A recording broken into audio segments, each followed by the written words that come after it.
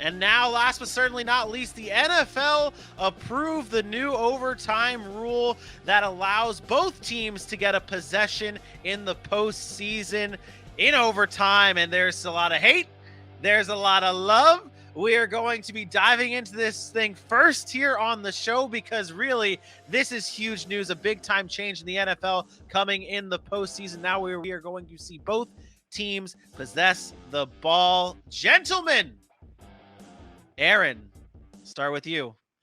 How are you feeling about this new overtime rule? Well, the fact that you have to ask me that question tells me you didn't pay attention. No, you know how I feel. We had this conversation last night. I think it's a reaction. It's what the NFL always does. It's an overreaction to a situation that happened where fans started to pour out and say it needed to be changed, and it was an opportunity for the NFL owners to look at the game and say we can get more football, we can get more money by doing this particular maneuver. You know me, I'm a numbers guy.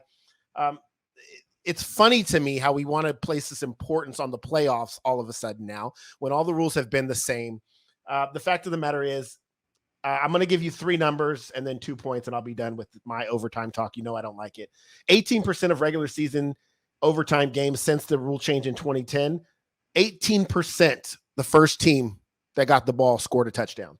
58% in the postseason. Obviously, that number is higher in the postseason because it's only 12 games. It's a smaller sample size, but it's still 7 of 12 games. It's almost 50%. Nobody complained when the Falcons were down or when we're up 28-3 and the Patriots came all the way back, went into overtime, got the ball, and the Falcons never got the ball. You know why nobody cared? Because nobody wanted to see Matt Ryan get the ball again. He couldn't score for 2 straight quarters. We didn't care.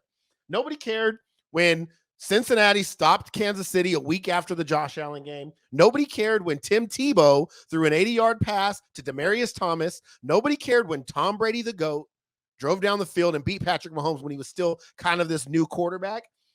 Nobody cares. So Buffalo gave up 44 yards in 13 seconds to send that game to overtime. It still matters. Defense is still a thing in the NFL, and I don't like that they're taking that away from the game.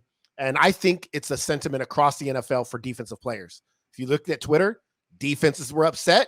Offensive players wanted to see more. And I think this is a fan thing. Vinny mentioned it. This is for the fans. This is for more revenue. But I think it diminishes the NFL. It diminishes the game a little bit. And that's just my take. Aaron, it's my first day back. I'm not going to come in here and just go at you or anything. Honestly, I'm just happy to even get a solo. That looked good. That's a good solo. You had a lot of good points. You know, I'm not going to dive into the numbers. I know your research is unmatched in most cases. I will first go with what you were saying about the games. Nobody cared when Tebow threw that 80-yard pass to Demaryius Thomas because it was new. It was fun. It was exciting. It's like, that's how offense should be played. If you think about it, from that moment on, the way the offense has taken off in the NFL has been something people have marveled at.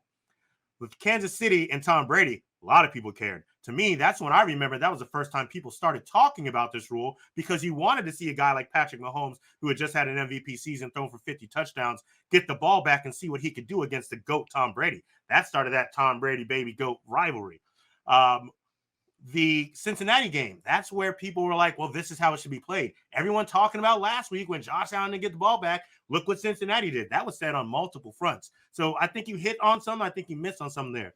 What I'm going to say here is I do think it's a good idea.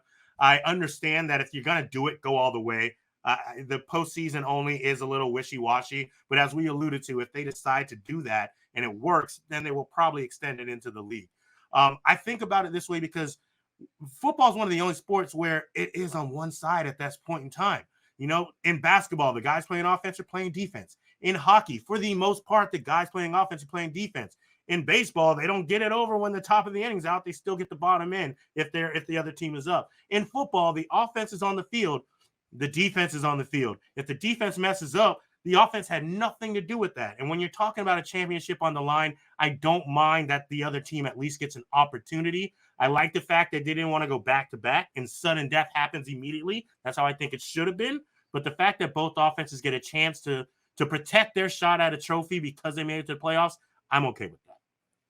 I like what you said there with the fact that you brought up how baseball has top of the inning and the bottom of the inning, even in overtime. And we talk about how football is a true team sport.